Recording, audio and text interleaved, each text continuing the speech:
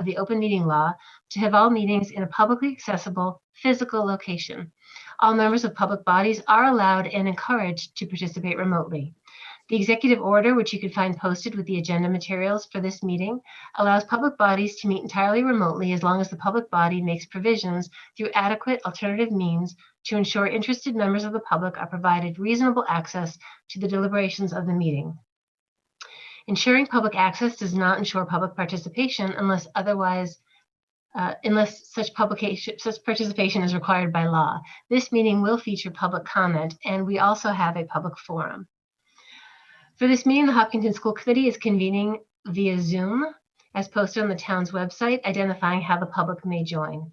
Additionally, the meeting is being broadcast by HCAM through its many channels, HCAM cable television, YouTube, and Facebook Live.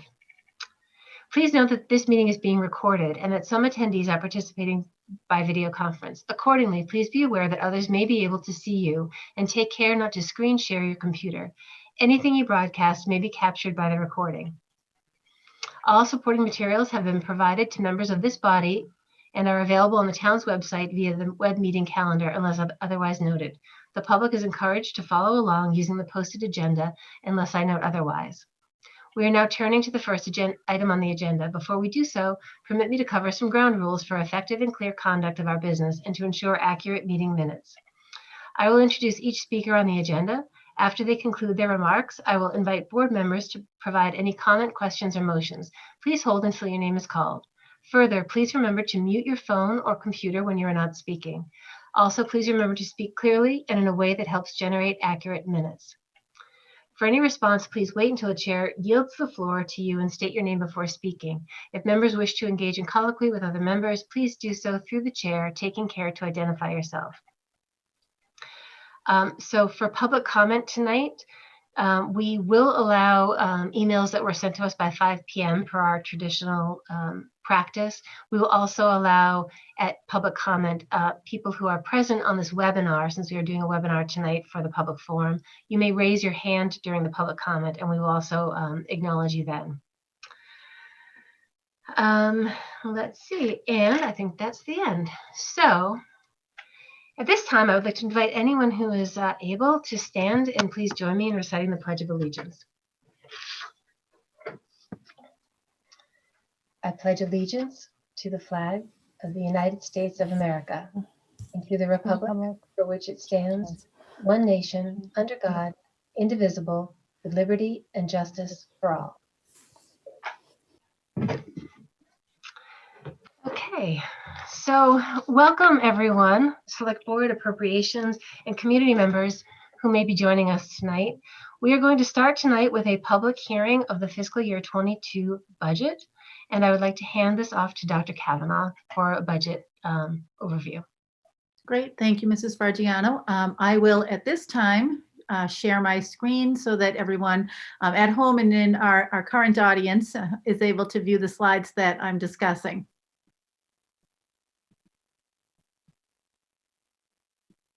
Sorry, Dr. Kavanaugh, while your screen's sharing, let me just explain the process for the public forum. I should have done that. So Dr. Kavanaugh and Ms. Rothermick will be presenting some budget materials so that we all can see the fiscal year 22 budget.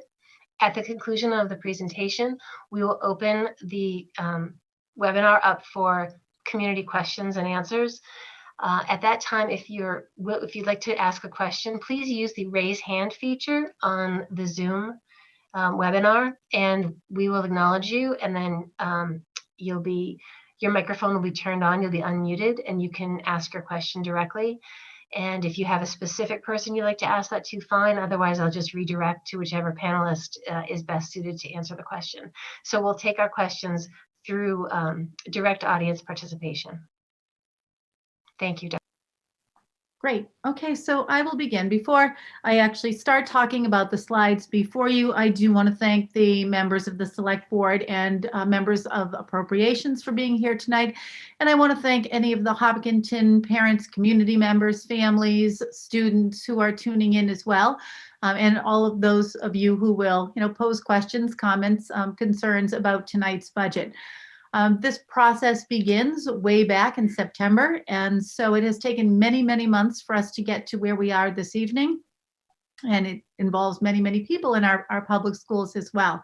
So what you're seeing here is a compilation of hours and hours of work on the part of building principals, directors, curriculum specialists in our schools, and even some of our SMLs, CTLs, everyone is part of this process. And so I do want to thank all of the people who work in our organization as well, because without them, you would not be seeing this presentation tonight, and it would not be as carefully defined as it is.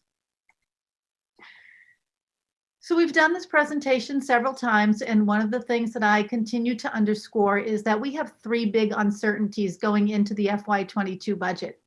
The first is enrollment. And I'm going to elaborate on all of these as we go through the budget. But this budget has been planned based on the kids who are in front of us today. And we've also had a consultant, Dr. Arthur Wagman, do some projections for us.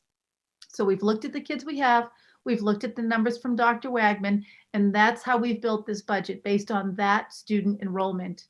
Now, we were really uncertain as to whether there will be students who return to the Hopkinton Public Schools, or if we're going to have a very large kindergarten enrollment in the fall, or if we are going to have a lot of move-ins. We have no idea about that, and I'll elaborate a little bit more on that in a few minutes, but enrollment for us remains an enormous question mark. The second of our uncertainties is PPE. Right now, we have made a lot of purchases this year with CARES Act money. We've had to buy plexiglass and face shields and masks and all kinds of things to clean our schools. You'll see that kind of stuff, signage, everything all over our buildings. And it's been really helpful in preventing the transmission of the virus in the Hopkinton Public Schools. But we don't know what that's going to look like in September. We are currently in phase 1 of vaccination. We're heading to phase 2. I know that people in the schools are very excited to be able to be vaccinated and all of that, but we really don't know what the PPE demands are going to be like in September. Are we still going to be buying hand sanitizer? Are we still going to be buying masks? So currently built into this budget is $187,000 for that, and that figure is really based on what we've spent in the past. And then finally, contract negotiations. That's always a very big variable also for the schools. We are currently bargaining with 3 different units. We've got the Hopkinton Teachers Association, the paraprofessionals, and the school nurses. So those remain, again, uncertainties for us as we move into the FY22 budget. So how did we determine our budgetary needs? As I said just a few moments ago, we have conducted meetings with every stakeholder in the district. So that's department directors, curriculum leaders, building principals, and that takes countless hours. So as we're going through that process, we determine, what are the things that are very important to us? Where are our values? And so the first one on our bulleted list is that we need to maintain our exceptional academic and extracurricular programs. And that is really what Hopkinton is known for. It's no secret that people are moving to Hopkinton, and when you ask them why they're here, very often the answer is, we've come for the public schools. We need to develop curriculum and instruction and offer that to our kids that meets the needs of every single one of the learners in the Hopkinton Public Schools. We have to remember that we have children ranging in ages from 3 to 22. Well, they're adults by the time they're 22. And we also have to remember that we have kids who are sophomores in high school ready for college level courses. We have students in 6th grade who are reading at a 3rd grade level. We have kids who are math whizzes but struggle to read. So there's a lot of disparity in what our kids know and are able to do. And we have to make sure that the curriculum and the instruction that we offer meets the needs of every single one of those learners. We also needed to add teachers and support staff to accommodate the increases in our student population. You'll see that while we are only up a few students this year, and I think right now the count is somewhere around, 40 to 50 students, we may be, and it is predicted that we will have more students with us in September. So we are adding teachers and we are adding support staff to accommodate those increases. Another thing that we need to think about when we're adding teachers and support staff is that we are emerging from a pandemic. We have no idea what student learning is going to look like. We will be addressing the resulting growth impacts in all of our departments. Now, that's something I don't think people often think about. So if we are adding teachers to accommodate students, we also need to make sure that we're adding nurses to accommodate students, or we're adding secretarial staff to accommodate students. Now, if we have someone who's a special education secretary, for example, in a particular school, and she used to have 100 students on her caseload. Sorry.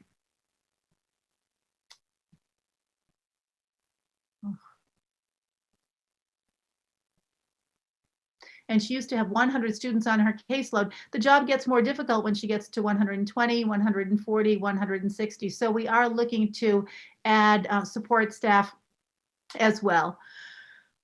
We have to focus on our students' needs, and that's not just academic, as I've described, but we also have social emotional learning, and we have no idea what it's going to look like when kids are coming back socially, emotionally, behaviorally, because a lot of our kids wouldn't have done school since March 10th, 2019, and that's a really long time for kids to go without having been in a brick and mortar classroom. And finally, we always keep our school improvement plans on the radar screen. I do want to show you a little bit about our per pupil expenditures. And what you're seeing on the screen right now is a slide that I used making this presentation back in 2017. The districts that you see on the screen right now have just been chosen, maybe for a variety of reasons. Sometimes they are districts that we like to compare ourselves to. Sometimes it's because they are districts that are proximal to us. Sometimes it's because they're demographically similar to us. And so we have just sort of chosen these 33. In 2017, Hopkinton ranked 24th in our per pupil expenditure. At that time, we were spending $14,557.98 on every student. If you take a look at those numbers, you can see who was ahead of us and you can see who was behind us. The state was ahead of us at that point in time. They were 17th at a dollar amount of $15,458.52 per pupil. If you look to see where we are now in 2019, or using the most recent numbers that DESE has to offer, you can see that Hopkinton has slipped to number 31. We are almost last on that list. And we are at $15,086.49 per pupil. The state is at $17,149 per pupil on average.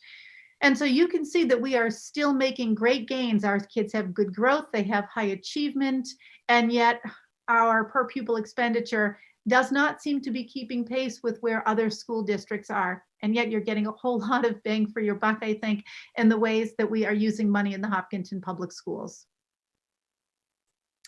More evidence that we're doing a good job here. This is the most recent niche ranking.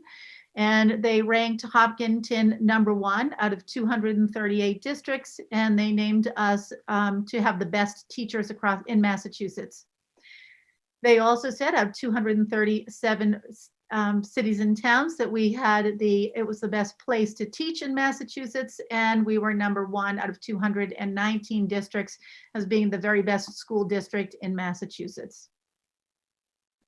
Likewise, if you look at our rankings for US News and World Report, Hopkinton High School was number 3 in Massachusetts, and 190th in national rankings. So, those are accolades that, there is no denying that our public school system is really, really good, and we are not spending a whole lot of money to get us to the tippy top.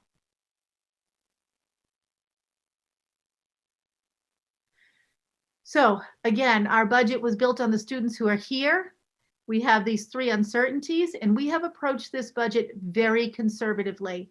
When principals come to the table and say, I think I need, another social studies teacher, or if the special education director comes and says, I need to increase the occupational therapists in the district, or, we come to a place where we say, I think we're going to need another school bus. We do an awful lot of math before we make these requests. What we start to do is we look at how many kids might be on that occupational therapist's caseload. And then we call other districts and we say, how many students do your occupational therapists have on their caseload?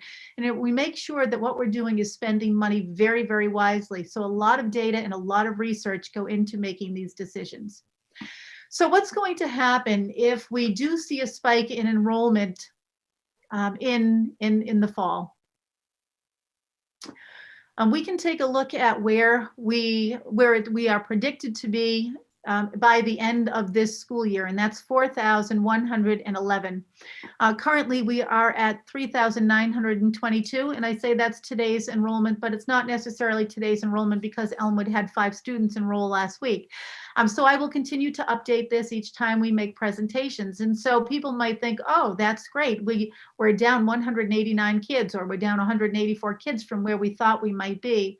But at the end of the day, we still have a positive enrollment. We have still gained 41 students this year, or 46 if we're counting those 5 students from the Elmwood School. And I'll continue to make sure that we're watching enrollment as we go. Why am I so concerned about enrollment? What data do we have to support my concern? So if we take a look at how many students have withdrawn from the Hopkinton Public Schools, because the concern is that we will be ill prepared should those students decide to return to Hopkinton.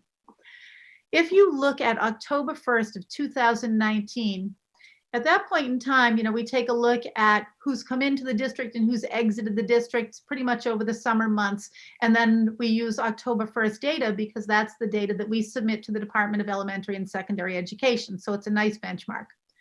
So in October of 2019, we had 97 students who had withdrawn. On October 1st of 2020, we had 159 students who had withdrawn. So there's a difference of 62 kids there. And we could say, well, maybe they've all just moved out of state and they're not coming back, but that's not necessarily true if we take a look at some of the other data on this slide. So in 2019, on our books, we had 18 students who were being homeschooled. In 2020, that rose to 34 students who were being homeschooled. So there's a difference of 16 students. There's a high likelihood that those kids will come back into the Hopkinton Public Schools if we are offering full-time in-person instruction for the 21-22 school year. So what do we know about the kids who have withdrawn for the 2021 school year? We know that 20 of them said that they were leaving us for homeschooling, and 48 of them said that they were leaving us to go to a private school in the state of Massachusetts. So those two numbers are concerning numbers. You've got the 20 who left saying they were homeschooling and 48 who left saying that they were going to a private school.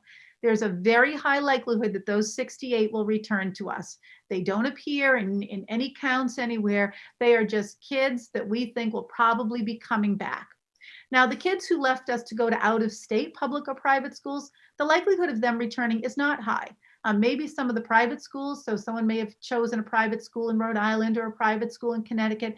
But really, if you move out of state and go to another public school, you're probably not coming back. And the same is true if you go to another public school in the state of Massachusetts. So those are not numbers that we are worried about. So let's imagine that every 20 students in the Hopkinton Public Schools requires 1.4 teachers on average. That's pretty good solid math that we tend to use. So let's say that next year we are looking at 74 students coming into the district, right? An additional 74. And we take that 74 students and we round it up to 80 just so that we can make nice, neat groups of 20. So when we do that, we realize we have 4 groups of 20. And if we do the math on that, when we have 4 times 1.4 FTEs, we're thinking, my gosh, we could need 5.6 FTEs or 5.6 additional teachers in the Hopkinton Public Schools next year. So what are we going to do in terms of achieving that safety net? How are we going to be sure that in the event that we need those 5.6 FTEs or even more, our plan is not to need to come back to the town to ask for additional money, but rather we might need to access Legacy Farms host community agreement funds to hire these additional personnel. And I think that that's really in the spirit of the host community agreement, because what the host community agreement was designed to do really is to accommodate growth in the Hopkinton Public Schools. So that's our plan right now for a safety net. And at this point, so this is the entire context in which we built this budget. It, I think, has outlined nicely our concerns, our plans for moving forward, and I will hand things over right now to Mrs. Rothermick so that she can go through the FY22 operating budget. Thank you. So this slide you can see is just a very basic draw of where we started, the FY21 operating budget of $51,206,000. The 22 salary increase would represent $2,145,000, and the 22 expense increase would be, whoops, I'm sorry. another 800,000. So those increases together, with all the requests that Dr. Kavanaugh has been speaking about in the previous slides, represents an increase of the budget for this point in time of $2,947,000, or 5.8%. So as we all know, the school is in a service industry. And when you are in a service industry, you are driven by salaries. So the budget, as always, is 80% salary, 80% people, and 20% expenses.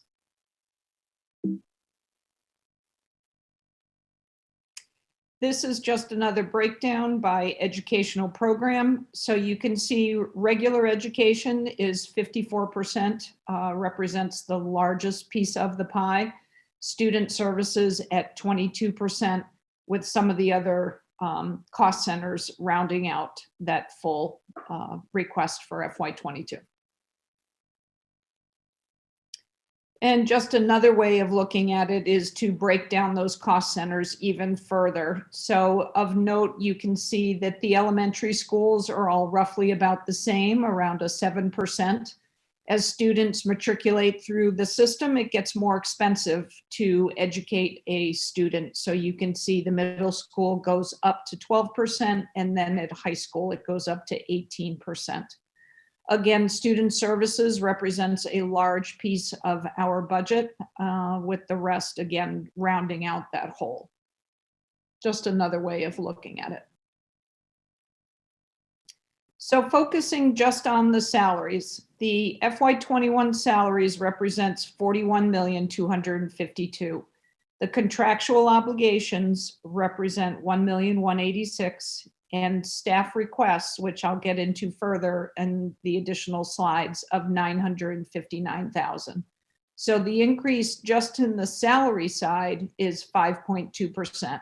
2.9%, almost 3% of that is just returning staff. So as we go down through the salary pieces, and we've broken them into buckets. And this has been in collaboration with the town finance department, and just trying to make the requests more clear for not only our town boards, but also for the general public to digest, if you will. So you start with the contractual obligations, then the increases represent special education, $277,000, which is 7.4 FTEs.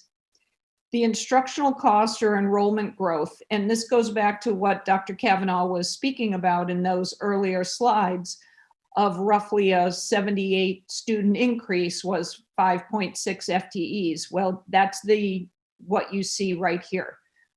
So that 5.4 represents that instructional cost, or the enrollment growth of students coming into the system. The instructional program enhancements, 130,000 or 1.6 FTEs, and then administrative support and facility enhancements of 188,000 or 4.2 FTEs.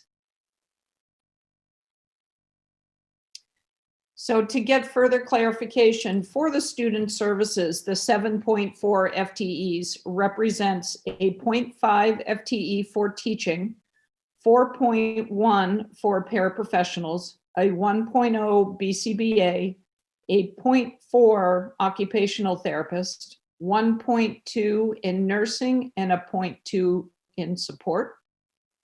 For the instructional cost enrollment growth, Elmwood School is requesting 2.4 FTE in teaching, and then it's 1.0 each for the middle school, the high school, and ESOL. For the instructional program enhancements, Elmwood is requesting a 1.0 FTE adjustment counselor, and then a 0.6 FTE math coach, and that math coach would be K-5. For administrative support and facility enhancements, it's 1.0 each for technology, a custodian, one admin support, and a paraprofessional, and a 0.2 for the human resources department. Looking at just the expenses, so the FY21 expenses was $9,953,000. The expense increase is $802,000. Just again, looking at the expenses in a silo, that's an 8% increase in the expenses for FY22. So this is the pie chart just to break out what you're looking at in terms of where this is representative. Student services at 27% and building and grounds at 20%. So again, thinking of building and grounds, that is your entire infrastructure, all of your buildings, your mechanics and everything else. And then transportation, those are your three biggest buckets that break out just the expense side of the school district. So looking at the increases, so the expenses, again, the same buckets, contractual, inflation, and current services represents an increase of $231,000. Special education is an increase of $42,000. The instructional cost, enrollment growth, and replacement cycle is an increase of $333,000. Instructional program enhancements, there are no expenses that are associated with that. And administrative support and facility enhancements of $195,000. That's representing, again, that $802,000 increase in just expenses. So breaking those down further, the contractual inflation and current services, that represents your transportation contract, central office, athletics, and building and grounds. For student services, it is transportation and contracted services. For the instructional cost, enrollment growth, and replacement cycles, that is within regular education, technology, and vocational tuition. Again, the instructional program enhancements are $0. And the administrative support and facility enhancements are within the building and grounds and central office departments. So drilling down into that further, what does that mean? Contractual inflation and current services. For transportation, it represents a contractual increase of $47,000 and a $50,000 loss in our bus fee revenue offset. So in prior years, we've been able to use those revolving accounts to reduce the operating budget that is requested of the general fund. But with the loss of revenue, we have had to reduce those offsets. So building and grounds also is a $77,000 loss of a building use revenue offset. So again, just to be clear, what that means is for both transportation and building and grounds, these are expenses that were already fixed, if you will. These are the current services, but now we do not have that offset to reduce the demands on the general fund. For central office, there's an increase of $66,000 in legal costs, and that was offset by a $29,000 decrease to the emergency prep, which was a one-time prior year purchase. For athletics, a $6,000 transportation contract increase, $4,000 in officials.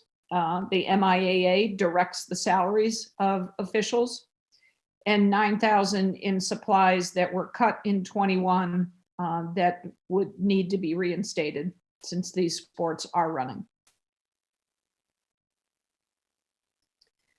For student services, there's $26,000 in transportation, again, contractual, and a $20,000 contractual services offset by miscellaneous decreases. The instructional cost, enrollment growth, and replacement cycles for technology is $136,000 for the Chromebook refresh for middle school and the laptop teacher refresh for the high school. $129,000 in software for new software such as Zoom, Panopto, Schoology, and enrollment-driven increases for PowerSchool and Renaissance Learning, for example, offset by decreases of $73,000 of one-time prior year purchases for the new classrooms. For regular education, the increase is middle school, $15,000 for textbooks, professional development, and supplies. High school, $34,000 textbooks and supplies. Curriculum, $57,000 textbooks. And all those buckets were also offset by decreases within the elementary schools. And vocational tuitions have increased just based on student enrollment increases. That's the tuition. So again, no program enhancement costs.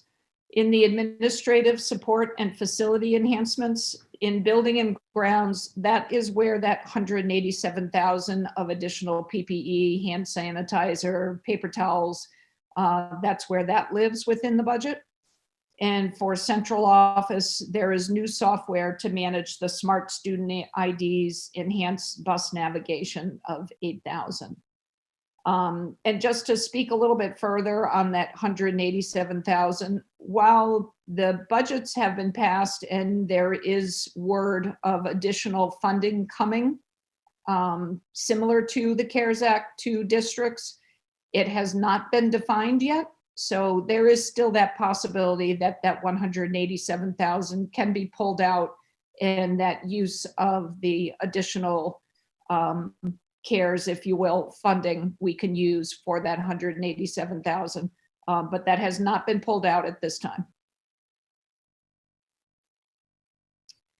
So taking both the salary and the expenses with those same buckets and putting them together, this is what the budget looks like with that same view. So the contractual inflation in current services represents $1.4 million. For special education, salary and expense is $319,000, again, 7.4 FTEs. For the instructional costs and enrollment growth, $695,000 and 5.4 FTEs. The instructional program enhancements, $130,000 and 1.6 FTEs. And for administrative support and facility enhancements is $383,000 or 4.2 FTEs. So the total subtotal of the salary and expense of that 2.9 million, and again, representing a 5.8% budget increase at this point in time. Thank you, Ms. Rothermick. Just a comment to our viewers at home. This information was available in our packet. If for some reason you can't find the packet or you didn't see the packet, it has also been posted on the school website. It's under the school committee section under budget, and the materials for this year's budget are posted there. So if you're really trying to digest all this information and you haven't been able to find the hard copy, I hope you have it, but if you haven't, it is out there. So hopefully you can find that now. And before I just open this up to questions, we do have several attendees from the community. I just wanted to point out one thing that might not be obvious to the community about the instructional program enhancements. And Dr. Kavanaugh, maybe you can speak to this. I believe when we're talking instructional program enhancements, we're not talking new educational programs. We're like something like the math coach is in that bucket. But when you think of new programs, like maybe trying a new technology program, et cetera, those tend to be grant funded. When we're sort of trying new, like what the community would often consider new types of programming, different kinds of education, we tend to fund the majority of that through grant funding. Is that correct? A lot of that is funded through grants, and maybe even Mrs. Parson could talk about all the grants that she has been working with. But we have been doing an awful lot of work with things like STEM and STEAM and vocational technical education, things that prior to her being here really weren't happening in the Hopkinton Public Schools. But what we found is that there's a great audience among our students for that sort of thing. I don't know, Mrs. Parson, if you would like to elaborate a little bit on that. Sure, I could. And I do agree that there's really nothing that we've requested through the curriculum budget that's anything that's new and different. It's really replacement of textbooks, textbook licenses that have come to the end of our subscription, so we need to renew, increased numbers in our ESOL students and needing to add instructors for that.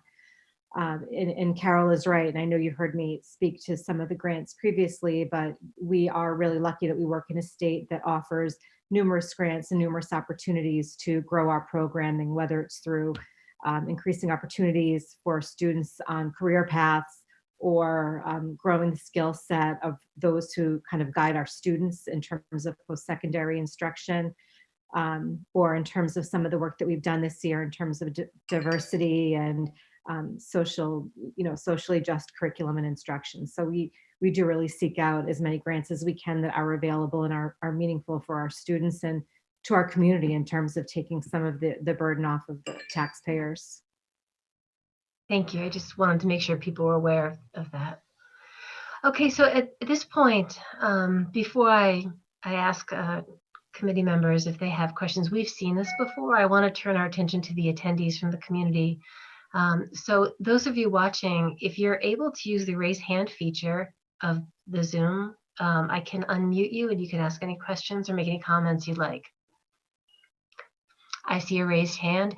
And this is for just budget conversation. We'll have public comment for like general comments later. This is for budget. Ms. Randall, please go ahead.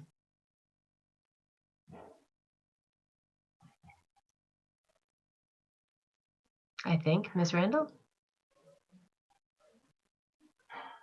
Can you hear me now? There we go. Thank you. Yes, I apologize. Yes, this is the first meeting I've been to of this nature, but I realized the opportunity to start the conversation. And if it hadn't already been started in the community as to something that might be available for students, LGBTQ students who have expressed as the last mourning period for the loss of to suicide of one of the students in the middle school. The need for the children of the middle school and the high school to have somebody that is available for them to call when adverse situations occur at school and they don't have necessarily all same access to psychiatric support while these events happen, and the trauma of just simply the isolation of being different than their classmates, and also the acknowledged many episodes of slights and harassment that happens that while the children are at such a fragile point of development where they just want to fit in and be accepted, and then these things are happening because they don't seem to have the ability to control it. And so it was simply for us to, as a family, to raise our hands and start a conversation that might have already started that we're just not aware of. And just want the community to know that the children as a group have talked about what they thought they really needed in both the middle school and the high school. And they simply say that going to the nurse's office when trauma has occurred is not helpful, because what the nurses end up having to say is, do your family has a counselor at home? We can't really deal with it other than to say, we think you're you can stay here, regroup, and then we can call your parents. And but there's nothing much they can do without the training to be able to communicate to the children to allay their fears other than that the administrators will hear about the incidences. So the students had reflected in the morning session that was provided by the town and the state, I suspect, to the students after such a horrific event. The students talked a lot in that period, and they came up with what they thought was really needed, which was simply somebody that could be called at the school right then on the spot in the circumstances that could be help restore their sense of hope in a often hopeless barrage of self-doubt and essentially isolation of emotional being. May I ask, is your question It's budget regarding the budget, if there's a provision in the budget to provide support of this nature? Well, simply to provide some form of access to a telephone person on the other side that's a professional in LGBTQ support counseling for children at the middle school and the high school. If there is such a thing in place already, I don't even know. And so we're just hoping to just start a conversation if there isn't, because that's what the kids say is so desperately needed. Okay, thank you. Thank you. Dr. Kavanaugh, I don't know if you have any comments about the guidance budget or the capacity to address. I know we have had, unfortunately, to deal with some tragedies in our school family in the last couple of years. So I don't know if you wanted to talk at all about any capacity or budget related items there for Sure, I guidance. don't necessarily know that they are budget related in terms of additional FTEs. But I will agree that we don't have a counselor who is in particular designated for LGBTQ students. But at the middle school, we do have school adjustment counselors, a school psychologist, 3 guidance counselors. And at the high school, we have many school counselors and school adjustment counselors and a school psychologist. So I do feel like we have an awful lot of services available to students, and we very often partner with Hopkinton Youth and Family Services when we find that we have students with additional needs. And we're very good, I think, at finding resources for families as we partner with Youth and Family Services. But that is something that perhaps our people could use more training in, is how to, and I know that early on the middle school did get an awful lot of training in the high school in LGBTQ, but it may be time for us to have some refresher work there. So that's certainly something for me to talk with the building principals and Dr. Zaleski, who is the head of student services. Thank you. Community members, are there any other questions? Again, if you could use the raise hand feature, I can unmute you so you can just ask your budget related question.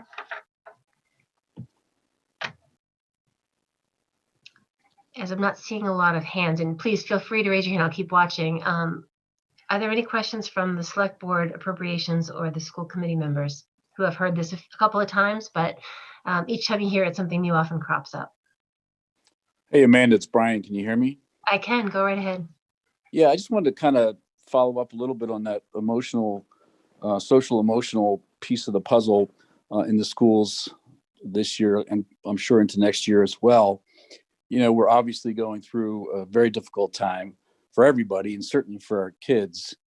And while I saw as one of the goals of the district was to have that social emotional aspect of learning taking place, I'm concerned that I didn't hear any, or I didn't see, and I was watching most of this here, I didn't see where the budget lines were for guidance in the high school and in the middle school in particular. And so whether that was going to be increasing, because you have to assume that the stress on the kids is increasing dramatically this year and going into next year. And I'm sure hoping we can support them any way we can. And I would think we're going to need some money to do that. Thank you, Dr. Kavanaugh. The one place where we did add some support was a 1.0 FTE school adjustment counselor at Elmwood. And the other place that we are looking to support the schools is to also add a BCBA And those are folks who come in and not only help students to regulate their behavior, but also help teachers to help students to regulate their behavior.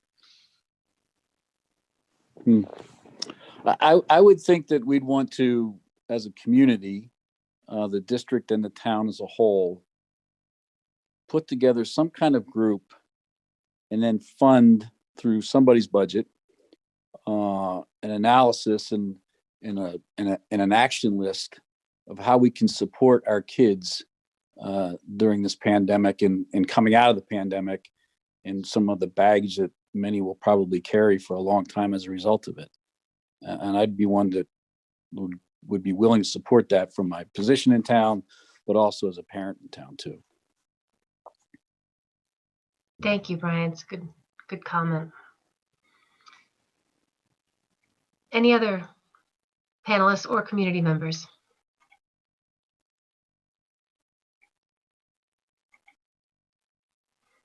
Comments?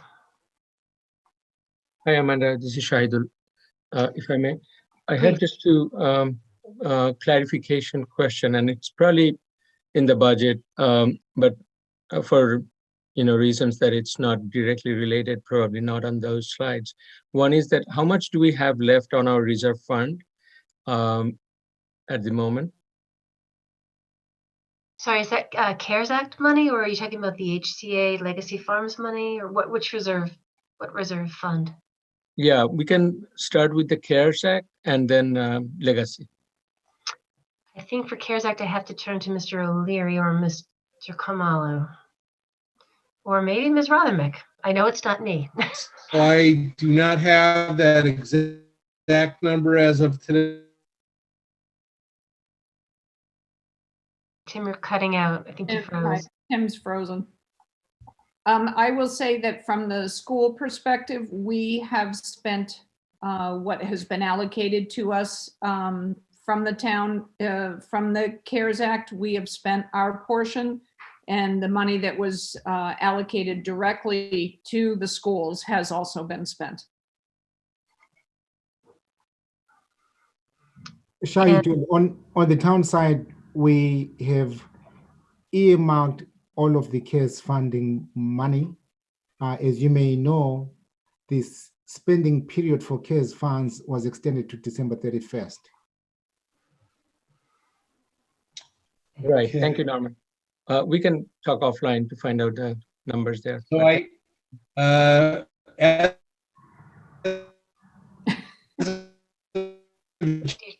Tim, you're freezing. June 30th, in the general fund operating stabilization, did another $325,000 in capital stabilization, and we had an expectation of $3.9 million in the host community agreement fund by December 31st, 2021. I can't confirm that all of that money's been received yet, but I believe at least $3 million of that 3.9 I'm has sorry, been Tim, you received. cut out in the beginning. Was that?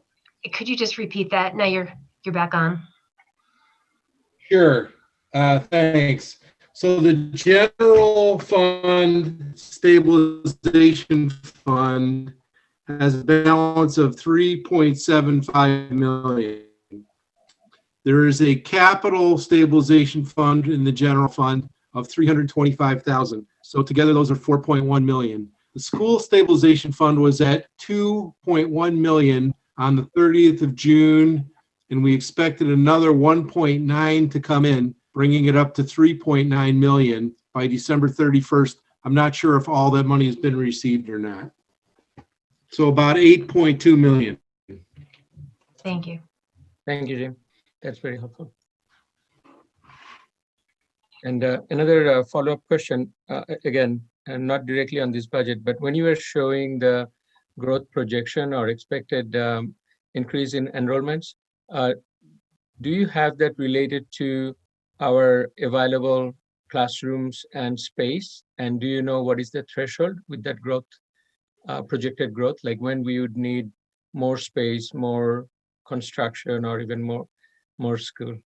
Yep. Dr. Kavanaugh, did you want to talk about the capacity plan that was done, the capacity study that was done? Or? Yes, so we have done a capacity study, and some of the things I think that came out of that were needs for additional classrooms. So you know that we've added 4 to Hopkins, 4 to Elmwood, and 6 to the high school. While those are helpful and they've got us into a place that's fairly comfortable right now, this may come as a surprise to the community, but the Marathon School is now in a place where we have taken over spaces like the art room, for example, and and the PE wellness room. So now we have art in a cart, and the PE wellness teacher is on a cart, and we're using different spaces for our English learner instruction. And so if we have to open an additional classroom, the next space where that is going is in the Family Resource Center, which is really unfortunate because that's the only place for professional learning to happen in that building for our teachers. So Marathon is not in a good place. The other thing, and I'm glad Mrs. Fargiano brought up those capacity studies, because if you take a look at what the architectural firm had told us, when you look at any one of our school buildings, even if we are adding classrooms for students, what you'll see is that, and they have color coded them, but what you'll see is that our cafeteria spaces and our lunchrooms are woefully small now for the numbers of students that we have. So while we're in a place where we can add classrooms, there are other spaces that are necessary to run a school that are compromised just because of the number of students that we have in our enrollment. I hope that answers your question. Was that what you're looking for? Yeah, it does. Thank you. I appreciate that. And I would probably follow up offline, but just to understand, do you have like a threshold point over the next 10 years where you are expecting? I think the number is like 839 over the next 10 years that would increase. That at what point you may, think about or need to for additional space capacity or school. Sure, and I would, invite Mrs. Rothermick to comment as well. And I think the problem with that, people will always say it feels like, the schools are kind of chasing their tails, but we built the brand spanking new Marathon School, and we felt like we had, sort of space to expand. And, here we are only a few years later with not enough space.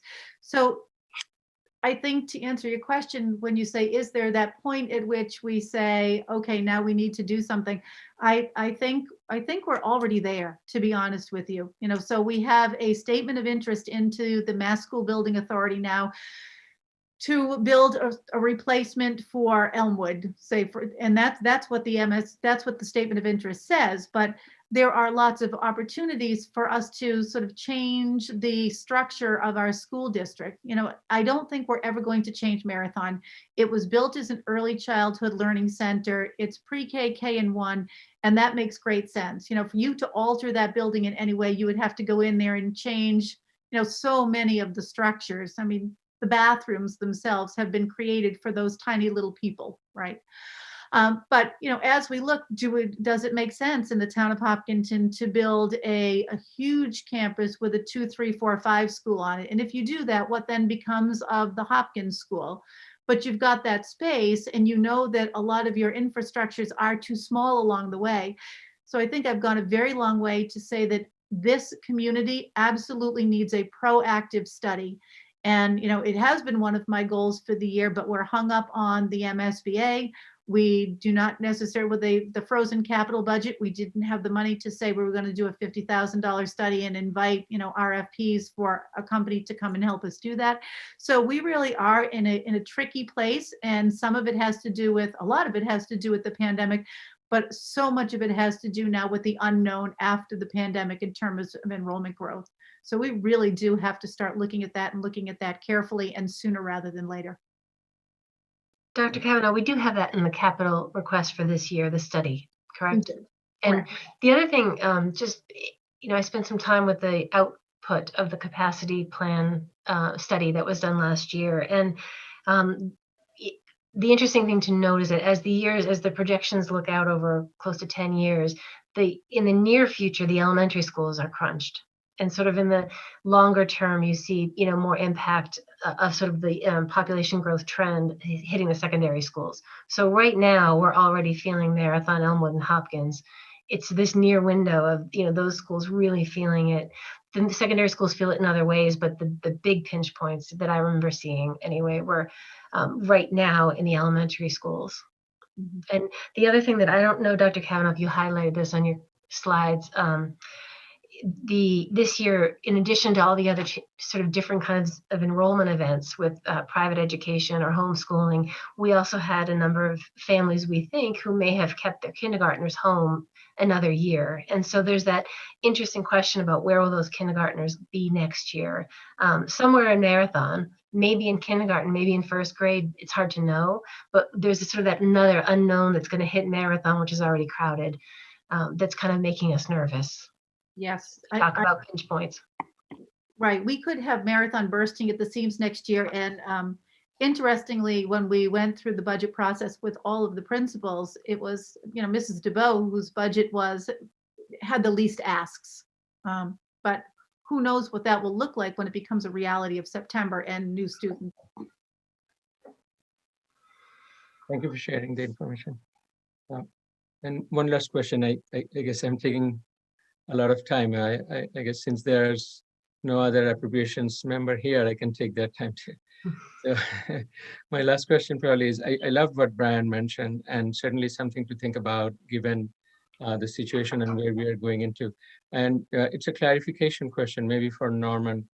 Can the CARES Act fund be utilized for any of that type of initiative or effort to bring in, more counseling or additional effort to help with the students coming back and bring them to like normal school life?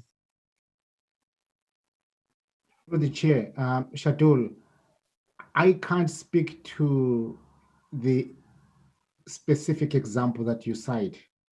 However, in general, CARES Act funds can be used to address the direct impacts of COVID-19 so long as they're not displacing what is already budgeted. Thank you. Mr. Nazrullah, I think your hand is up, so I will. Yes. Are you unmuted? You're unmuted. Please. I just unmuted myself. Great. Going along with Mr. Herr's point and emotional support, I think that we would all be remiss to not mention the events of last week and what kind of emotional support the children may need. Whether such kind of disinformation is being spread in schools, and I know I've been shaken by seeing what I saw last week, and I just wanted to kind of throw that in there that our children coming back to school, they have a lot of challenges, not just COVID-19, but just the current state of where things are right now. It's a good point. Well made. It's interesting that we've had all of the people who've commented tonight have commented about aspects of social emotional health and how we make sure that we are prepared to address those needs. And those are very real concerns.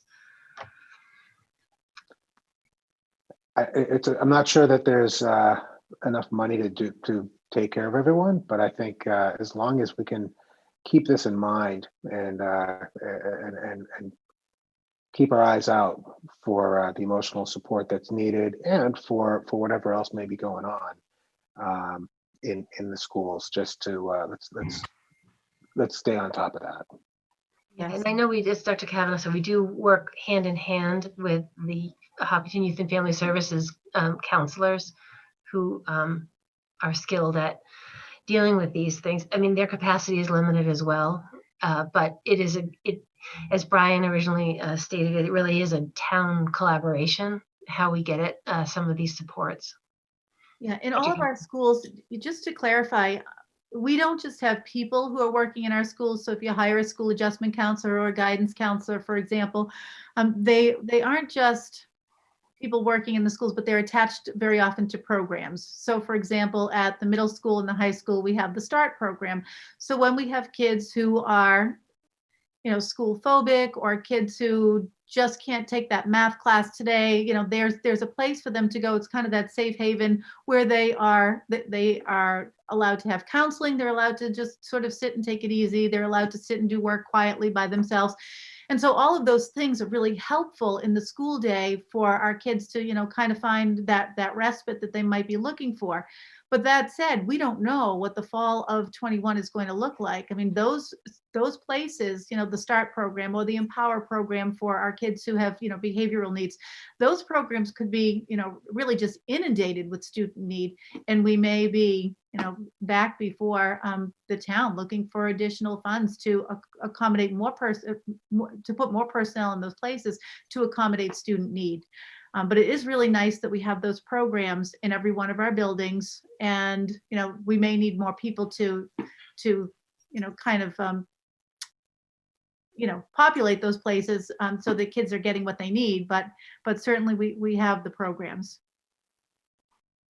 Can I just also ask, I would imagine we must work with youth mobile crisis intervention teams. I believe Advocates is the agency that works with Hopkinton, but through the schools for students who are in crisis. Yes, that is correct. Yep. Thanks. Thank you. We are getting near, slightly over, I'll say, the end of our scheduled time for the public forum, but I do want to make sure that we've got everyone's questions answered. I think, let's see. Ms. Randall has her hand up again. Let me just, Ms. Randall, did you have a Yes, I have. Yeah, I have a question. Is it possible to have a follow-up small group that begins to discuss why the teenagers and the middle school students feel that the existing counseling support staff and their training is totally inadequate for what they're actually facing? The amount of education that is actually needed to engender trust in the system is not being represented by the kind of counseling that doesn't have a reflection of the actual person type that they can see understands their situations. The complexity of what these kids are talking about, their intelligence and their vocabulary is out of this world in terms of knowledge that they don't see reflected in what the training of the existing counseling staff actually has as their background. And they are, as typical teenagers, a bit basically hopeless about not being able to trust going in and talking about very, very sensitive issues when oftentimes the people don't have any background to help them. And they also don't know enough to help them. And they also, there's issues of privacy that the students are experiencing to not know where to go, because often the parents at home are at odds with their choices in terms of gender orientation, and there's not a knowledge of who can they turn to that actually knows anything about this kind of thing and that will support them when they're having chaos in their lives. And that's why my request would be for a follow-up meeting to finally get to the issues on the table of why the programs the kids feel are basically not supporting their actual intellectual and social and emotional needs, because they have given up, many of them, on even going into the offices because they have found it to be inadequate. And so this is a question: where can we gather again, to gather the kids' comments again, and begin to understand how the programs actually address or don't or can't address their needs. So let me, since that's not exactly a budget question, let me take that offline. I know we have an email that we received from you today as well, and let's address that sort of outside of the budget hearing. That's great. Okay, Dr. Kavanaugh. Really appreciate everything that you said. Appreciate all the things that have already been put in place to, in general, support all the students' emotional crises. But this particular group has particular needs of education that are not necessarily normal for the counselors to have been trained on. Yeah, So, yeah, we got it. So I think to Dr. Kavanaugh's point earlier, maybe there's additional training. Maybe there are next steps, and we need to take that offline. So, Dr. Okay. Kavanaugh, if we can follow up afterward via thank you so email. much. Thank you Thank you so very much. much. I think we have one additional hand raised, Ms. Ritter-Bush. I just wanted to say I certainly appreciate everybody's thoughtful comments, and I don't want to repeat, but I really appreciate the thorough budget presentation at the beginning and that it was available on the website in advance, for everybody at home to read and get a good understanding of. And I think it's generally a good thing when there's not too many people in the audience that want to speak at public comment, because that means a lot of questions have been answered in advance. So thank you all for working on that. It's been an incredibly difficult year. Thank you, Amy. Okay, with that, we are going to wrap up the public forum and move on. I want to really thank the select board members and the appropriations committee members for joining us tonight. I don't know, select board, if you need to take a vote to adjourn, or if you feel free to hang out and join us for the rest of the meeting. But I really appreciate your attendance and helping us field questions from the community and all your help with shaping the budget. Thank you. Thank you for having us. I don't think we need to have a vote, as we didn't open a open meeting Okay. for the select board, Perfect. unless Mr. Kamalu tells me otherwise. All right, hearing nothing. Hearing nothing, I'm just going to say thank you very much for the very thoughtful presentation. Okay, thank you. Thank you. Thank you. And so the next step for us for the budget, Dr. Kavanaugh, I believe next Tuesday we take a vote. You're moving on my screen. Here we go. Is that correct? Next Tuesday is our school committee vote to approve the budget? That is correct, yes. Okay. So the community, you still have time to get on the website, take a look, and send us any emails if you have any follow-up questions. So that brings us to recognitions. Do we have any recognitions tonight? Okay. I actually do. Yay. I want to recognize our school committee head and vice heads for all the work they've been doing on learning all of these new things during COVID. I know that the two of you have been working countless hours, and I wanted you to know that I really appreciate it, because I know how hard it's been on me, and I haven't done half the work you two have done. So thank you. That's very nice. Thank you. Nice and unnecessary. It's a team effort, but thank you very much. Just to recognize everyone, when we came back to school on the 4th of January, I know that there was a lot of trepidation around what's it going to look like? Will there be a million COVID cases? Are we going to last 2 days?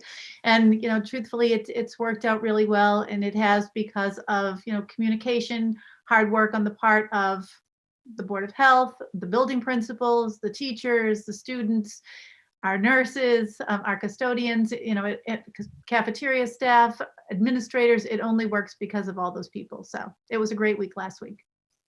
Oh, great. I love recognitions. Happy time. It's all good. Okay. Thank you for that. We have another chance at public comment. I think we had received one, but it's now been brought up personally. So I don't know if there have been any other public comments or attendees who are still on the webinar. If you had a public comment of a general nature, you can do that now for 3 minutes. Just raise your hand. Okay, seeing none, we'll move on to the superintendent's report. Dr. Kavanaugh. Okay, I'll just grab the screen.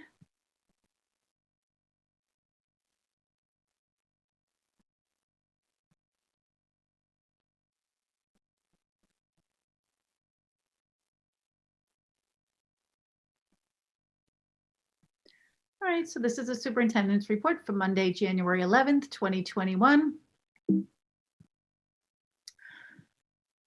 You see this one every single time, and I'm unrelenting about it. So I want to make sure that people are aware that they need to get their children flu vaccines. And certainly there are exemptions, medical exemptions, religious exemptions, but we do need paperwork to get to the nurses in the Hopkinton Public Schools.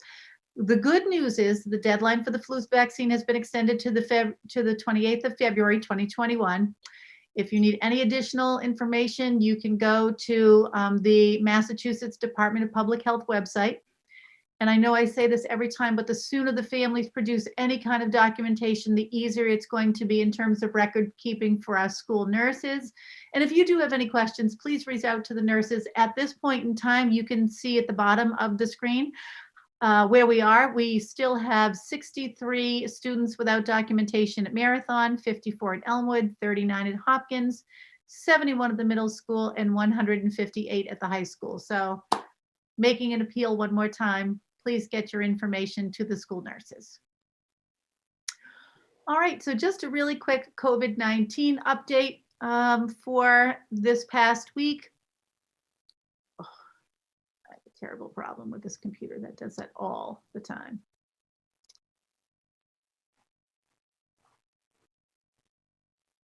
There we go, sorry about that.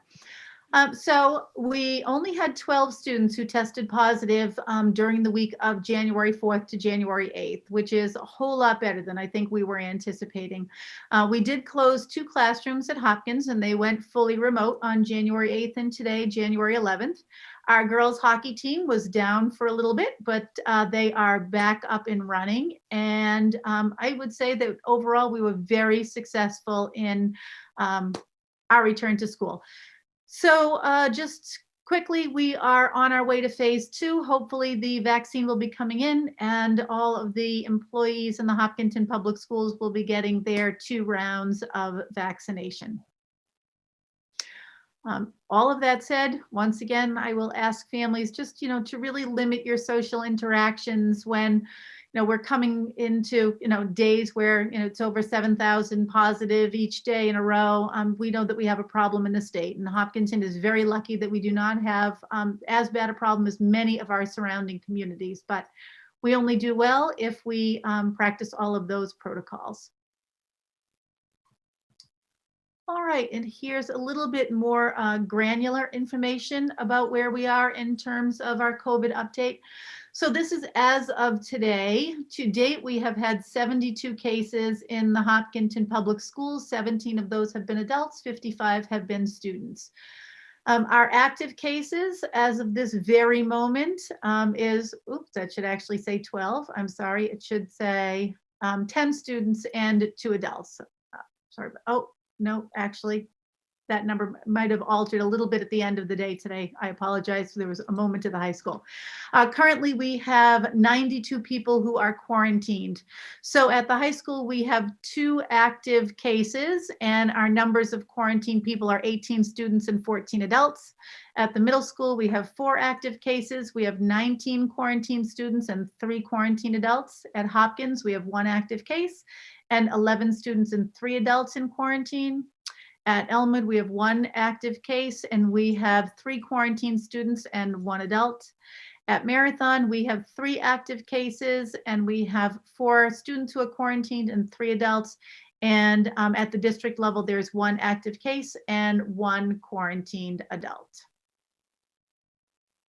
Dr. Kavanaugh, have we still not seen any student to student or student to adult transmission within the schools? That is correct. Still no student to student, student to adult transmission in the schools. So, that is something to be super proud of at this point in time. And, some people might wonder, well, maybe that really did happen in math class, but I think our contact tracing is so effective that we would have known if it happened, because what we'll learn is that, a group of kids all traveled in a car to a game or to a mall or to someone's house. And then we start to see patterns of, the virus being transmitted in those social settings. But we really have not seen any student to student or student to faculty transmission in the schools. I do have a very quick MCAS testing update. The commissioner has stated that there will be reduced testing time in each subject area in grades 3 to 8. And the high school testing time will remain the same for that grade 10 competency determination. At this point in time, that's what he's saying.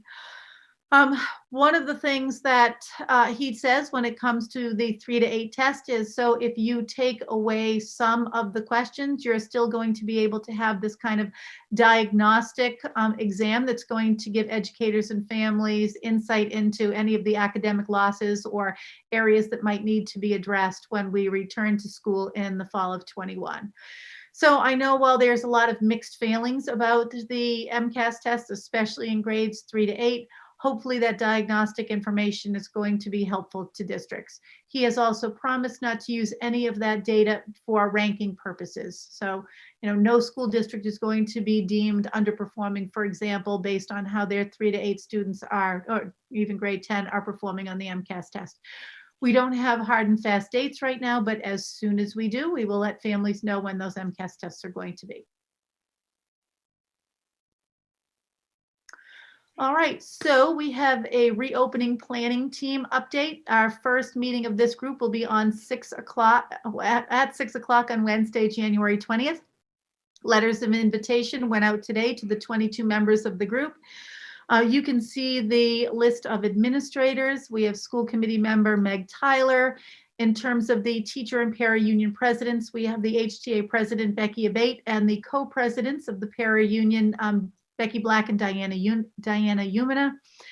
In terms of teachers, we have a high school teacher, a middle school teacher, and an elementary school teacher. Kathy Anasaskis is from the middle school, Jen Martell, the high school, and Beth Newton is at the Elmwood School. Our health professionals, we've got Sean McAuliffe and Kathy Bain on our list. We do have Linda Henderson, who's our data specialist, so she'll be really helpful in determining how long schedules will take to be modified and all of that. And we have invited an elementary and a secondary parent. Our elementary parent is Adrian Fletcher, and our secondary parent is Steve Perryman, chosen from a cast of thousands. So.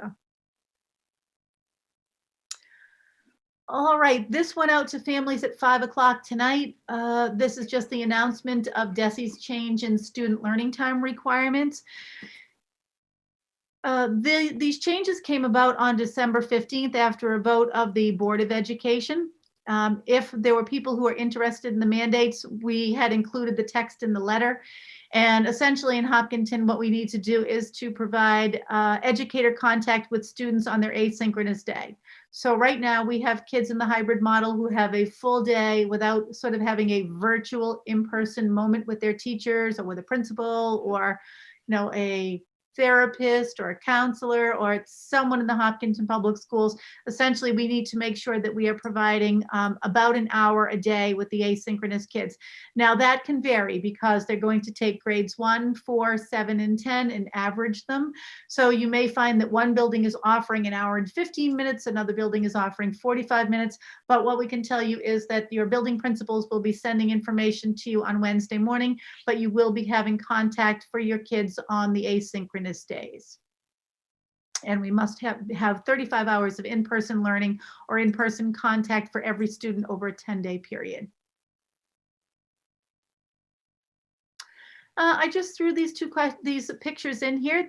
This is actually taken today. We've been doing some ABAR anti-bias, anti-racism work, and we have a consultant whose name is Grant Hightower. And what we love about Grant is that he comes in and he's working with our grade 5, our grade 8, and our grade 9 students. So he actually has student contact, which is wonderful. And the first time we had him in, he presented over Zoom, and we felt like he would be so much more effective if the kids actually got to work with him in person. So you can see that we've got the social distancing we need, and that's the athletic center at the high school. And lo and behold, there he is. He's got, his PowerPoint presentation, but also a little bit of interaction with the kids, which has been wonderful. And that's all I have for you. Thank you. Committee members, questions?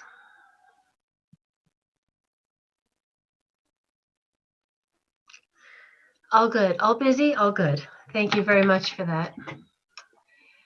I think that brings us to the chair report, and all I have to say is that I've approved warrants 21045 and payroll warrants S21014 and 2114A, which are included in the packet. Liaison reports. Do we have any liaison reports tonight? I actually do. Great. The Hopkinton Freedom Team. I'm going to read this a little bit because otherwise I'll forget pieces of it. The Hopkinton Freedom Team is going to do a 2-part upstander training. The first part is going to be held February 6th from 9 a.m. to 11:30 a.m. And the second part is going to be scheduled soon. And the Hopkinton Freedom Team is actually inviting all of the town employees, leaders, and members of town government to join us if you want. So this is an invitation to the school committee. The upstander training will be created through true story theater, and they dramatize situations, trying to make them more real and giving participants an opportunity for authentic practice.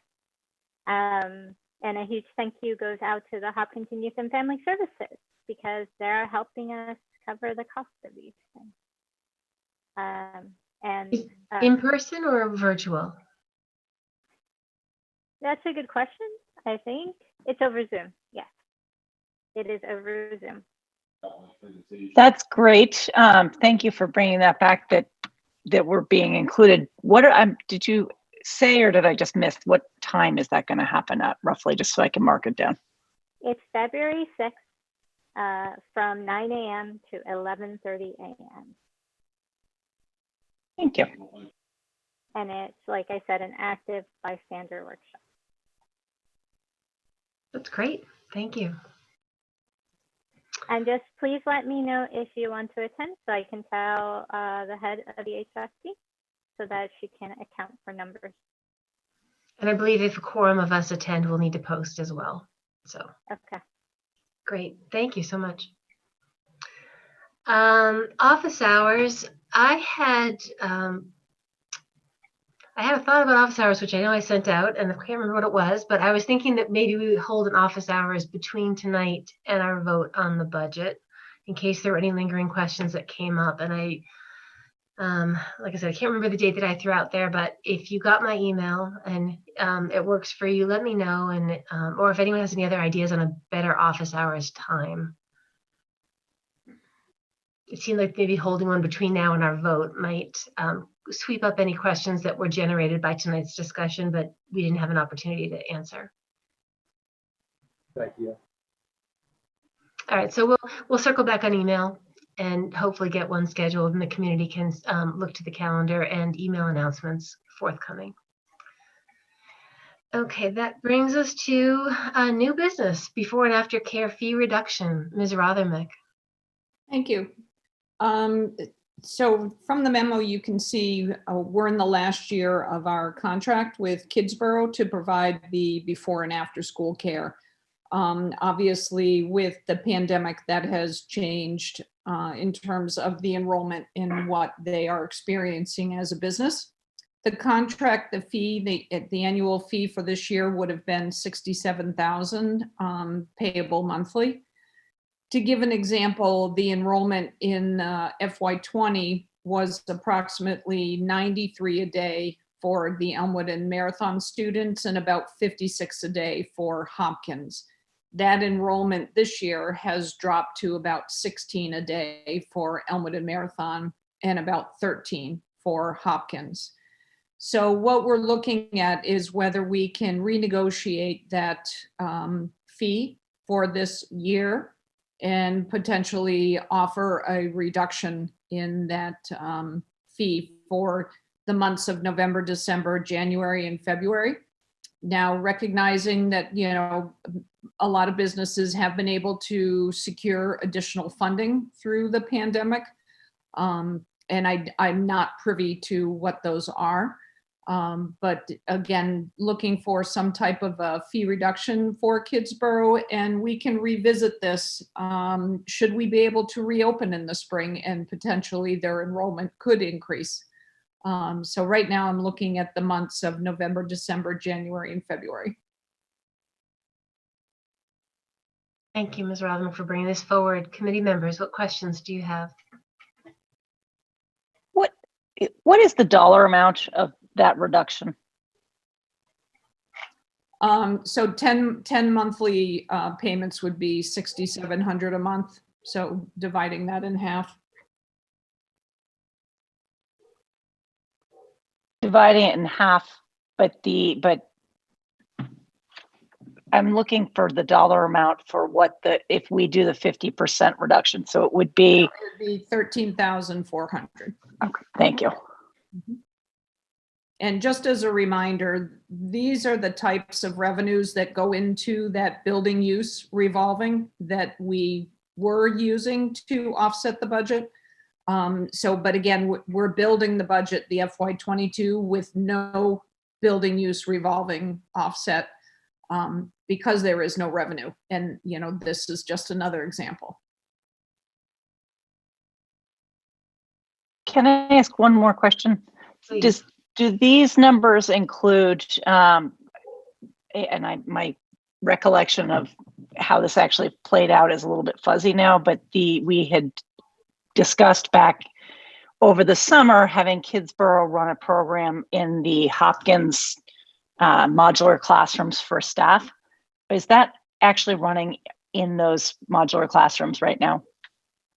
No, the request to do that, I think it really only ended up with maybe 3 to 4 students. And so that is being run over at the Hayden Row location, but that is not part of this agreement.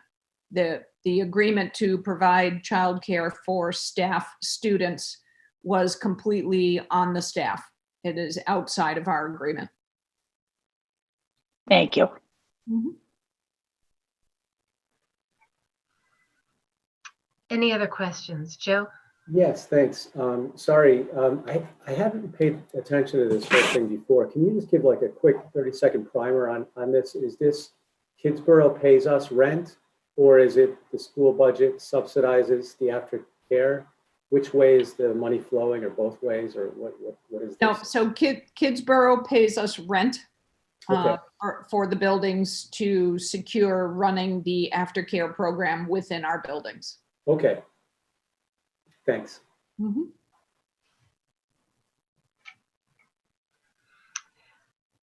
I think we're seeking a motion to approve a fee reduction or more conversation. Have you already been in discussion with Kidsborough on this? I just said that I would bring it to the committee. Right. So I have not said which way or where it would land. Right. So they do recognize that, as a lot of businesses, they do recognize they're going to run a loss.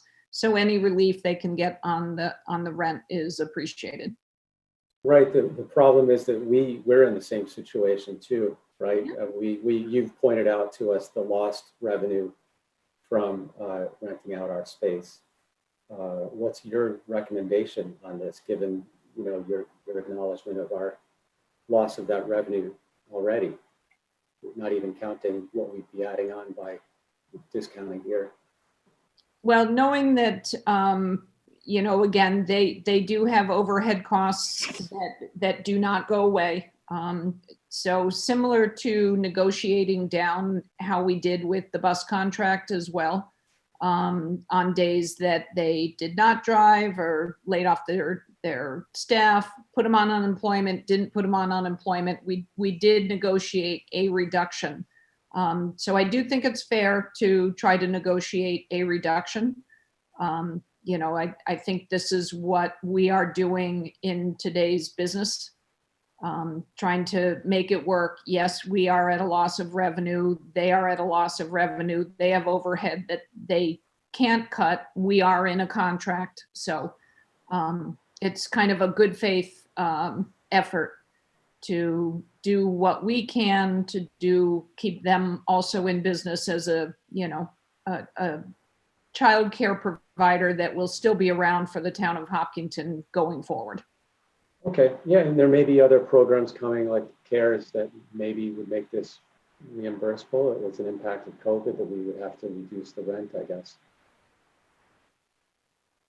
I don't think one thing that has been clear with CARES is you are not allowed to use it for revenue replacement. Right, okay. Yeah. Thank you. Mm-hmm.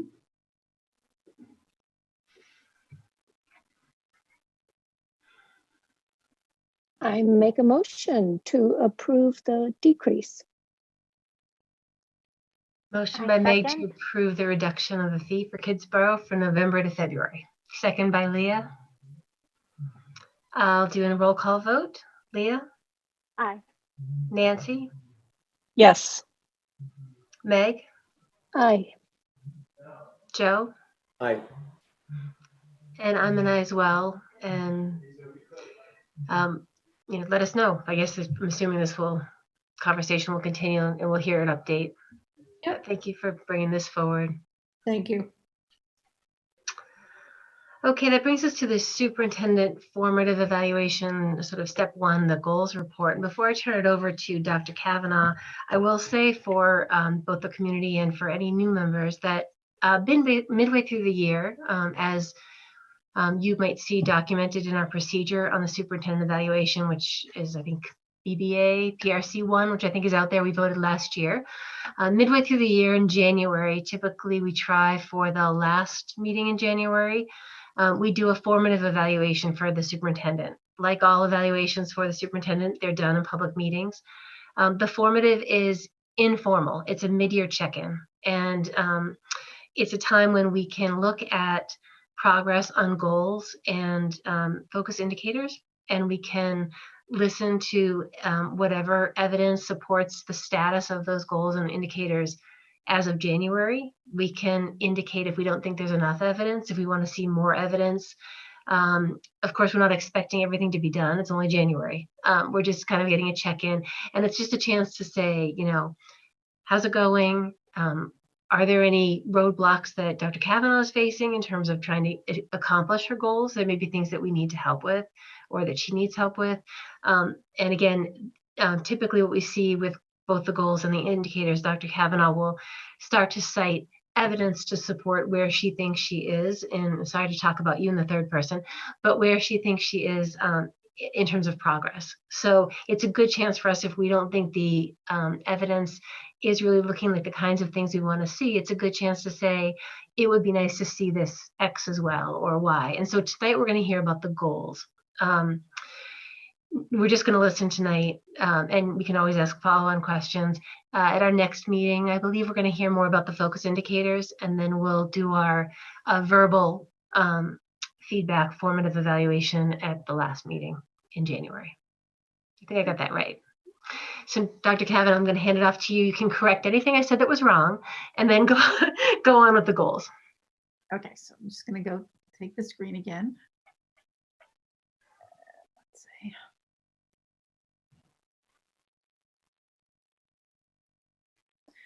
Okay, so as Mrs. Fargiano said, this is sort of my mid-year update to you. Tonight, you'll just be seeing an update on my goals, and next time we get together, you will be seeing an update on the indicators from the Massachusetts rubric for superintendents, and those will be indicators that we had previously agreed upon. So I know that there's a ton of words on this screen right now, but this was probably the best way that I could kind of contain it all. The white text on the right-hand side indicates what I had promised in the key process benchmarks, and the yellow is just a very brief summary of sort of where I am. And if you were looking at the Google Doc, you could click on any one of those blue links and it would take you to some more of that evidence. But the first goal was in response to COVID-19, and the goal was to create a strategic plan to be submitted to DESE, shared with the community, and the primary focus of which would be to improve access and achievement for our students based on where the district was last spring. So you'll imagine that these were being composed sometime around August, September, October, whatever. So, it feels like last March was a really long way away, but we have, we have come a long way, but at that point in time, we were just thinking about what are we going to do so that things are better than they were in March or in April. So I think that we're heading in a good direction. I established a reentry advisory group, and we talked in that group. There was a particular set of people who talked about curricular and instructional improvements to our remote instruction. We also talked about transportation, meal needs, health and safety protocols, scheduling of classes, and all of that. I mean, it was quite a feat, I think, at the time, because when you have kids who are hybrid, who come every other day, when you have kids who come every single day, and when you have kids who are fully remote, you're really working with 3 different schedules and a lot of different instructional models. So I think we're doing a pretty good job of addressing student needs. We put together so many surveys that we sent out to faculty and families to harvest data to inform our decision making. The plan was complete and it was submitted to DESE. We did have a plan for the community that allowed for transition between hybrid and remote. And while we would like to be able to say kids can transition any day, anytime, actually having a kid switch from one plan to another is a whole lot more work than you can imagine. Right now, we just did our second transition, so we have all of the data. We know which kids want to make their moves. We're going to be able to accommodate all of those moves. And for the most part, they'll all happen on February 1st. But, like Marathon School may have only had 6 or 7, but Hopkins had 15. So really what you're doing is you're taking a kid who's been a remote learner for a lot of months, and now you're going to reintroduce that student into a brick and mortar setting with all new peers and a whole new teacher. So it's a strange thing. It's like being the new kid. So that's what we're working on right now. Keeping the lines of communication open between the Department of Public Health and the town's emergency management group. I will say that I am on the phone with Sean probably twice a day, every day. And I know sometimes he's probably thinking I can't even answer this phone and listen to her voice. But I have not been as good about going to all the emergency management group meetings. I wanted to attend 80%. I have not reached that mark at all. Those are on Wednesdays at 2 o'clock, I think. So I have sort of delegated Tim Person to go to them, who brings back the information to me, but it has proved a little bit difficult getting to all of those. We have a very good working relationship still between Hopkinton Public Schools Food Service and Project Just Because. I know a few weeks ago I had shared that they had donated about 1 bazillion masks to us, which was really awesome. Purchasing, implementing, and training faculty to use Schoology. I am not going to lie. In the beginning, that was really rough. I feel like teachers now have a lot more facility with the product. But in those first several days of school, and I know that Ashok Ghosh was really great about putting it out there in the summertime and letting teachers take a course if they wanted to and sort of become the Schoology experts. But it was a hard platform to kind of wrap their heads around. When you had 2 different cohorts, but similar lessons, and it was tricky, but I think we're in a lot better place now. At this point in time, I believe what's happening is we have some teachers in the middle school who are opening Schoology up for parent view, and it's also connected to Power School. So we are piloting that, which puts us in a good spot. Jen Parson and Ashok did a great job of running the Modern Teacher course this summer. And so, we had loads of people taking that course, and it was really helpful, I think, in transitioning people from that mindset of what do I do when I'm in a brick and mortar setting to how do I take what I want to do in a classroom and translate that to an online model. So that happened as well prior to the start of the school year. And then this next bullet is a super interesting one because I kept saying, I don't know, how do we evaluate the engagement or what kids are doing on their at-home days? Maybe we can just look at attendance or work submission. And while those things have been helpful, I think having conversations with Mr. Bishop and the high school, and him having conversations with the high school faculty about why kids are really struggling with those at-home days and creating documents and having meetings about that. And then the other thing that has happened is that when parents have complained to or officially filed a complaint with DESE about those asynchronous days, it caused us to, and you can see that in the blue text over here, actually go through the process of analyzing what was happening and the quality of the videos that were being pushed out and what was being asked of kids. So we had to file 2 reports with the department, and they're probably, 50 or 60 pages each. And I think that was super helpful in having us reflect on how engaging our at-home work is and how kids are responding to it. So it's been really helpful, and I think we have a lot of good data.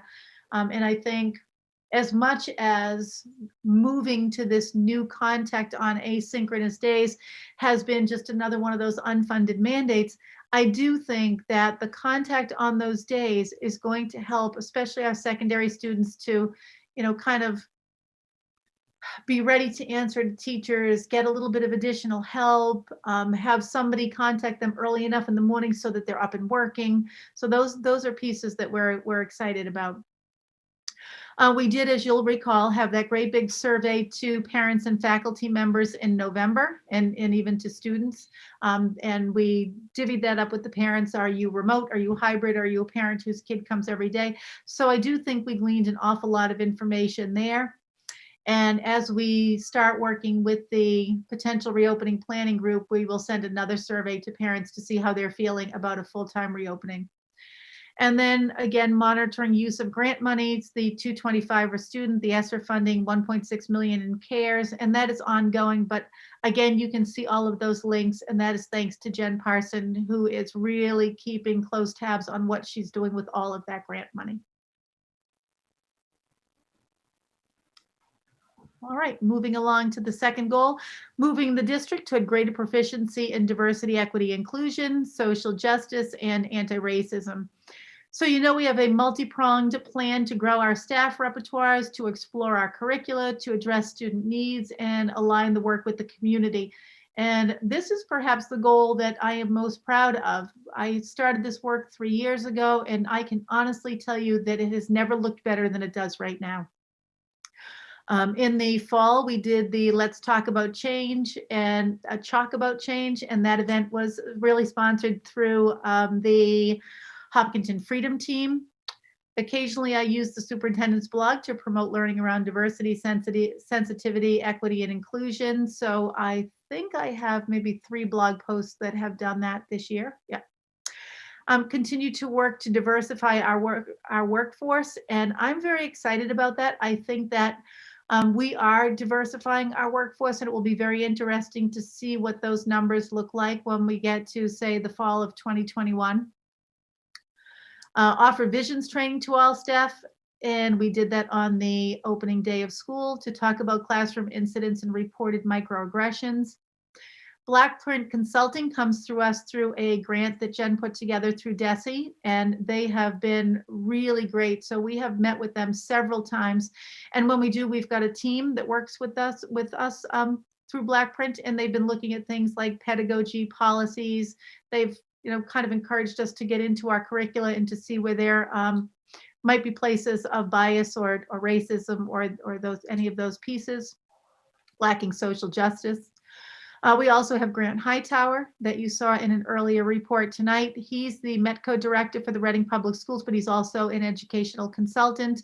And he's been in to work with grades 8 and 9. He's worked with our 5th grade social studies teachers. And he's even done a little bit of work with our district's diversity, equity, and inclusion team that has been started by our middle school assistant principals, middle school and high school assistant principals. Jen Suker has done a presentation for us on Indigenous Peoples Day.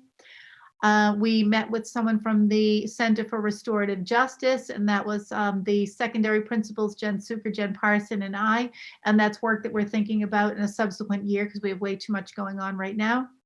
We are working on interrogating our curricula to find entry points at all of our grade levels. At each one of our admin councils, we do a bright spot so that somebody is sharing something that has happened that illustrates how kids have agency in our schools. And we are all collectively reading So You Want to Talk About Racism, You Want to Talk About Race. And we do that every single meeting. At our next one, we should be finishing that text. I already talked about bright spots. Jen has ordered, with the assistance of Deb Moriarty, Sarah Ellum, and a lot of our curriculum people in the district, so many new text choices that reflect who our kids are culturally and demographically. So that's a really nice change. I have attended most of the Hopkinton Freedom Team meetings, and will also be doing, they've got something going on that's entitled Immigrant Stories, and I will be doing the True Story theater stuff on February 6th, and you can just see all the dates that I've been to those meetings. And then I continue communication with the BIPOC students, and they are really great kids with tons of energy and lots going on. And sometimes Jen Suker and I have to kind of say, too fast, you got to tap the brakes, because they would like to be bringing change to the Hopkinton Public Schools that I don't think when you're 20, you have a sense of, how slowly an organization moves. All right, goal number 3, continue to grow communication between families and the superintendent and to grow relationships with elected officials. I am nowhere near where I need to be with my blog on the website. I keep telling myself I'm going to get there, and I'll be perfectly honest with you, I'm just not where I want to be. Use email effectively as a medium for school business. That happens all the time. Everything from health track to traffic patterns to time sensitive information, busing concerns, snow events, it's all there. Working proactively with individual families, ongoing, and I think I do a very good job of attending to different families' needs. I think I support the principal's communications with families. Sometimes they'll, ask me to take a look at something before it goes out. What we try to make sure happens. So, for example, when all of the families get the principal's information about asynchronous days on Wednesday morning, we sit and we kind of formulate a plan so that, the middle school isn't hearing, how come I've already heard from Hopkins, but I haven't heard from you? Or, we just want to make sure that our messaging is really clear and consistent to families. Lots of time on HCAM TV, highlights from the Hill, HCAM traffic videos. I can't say thank you enough to HCAM, they're wonderful.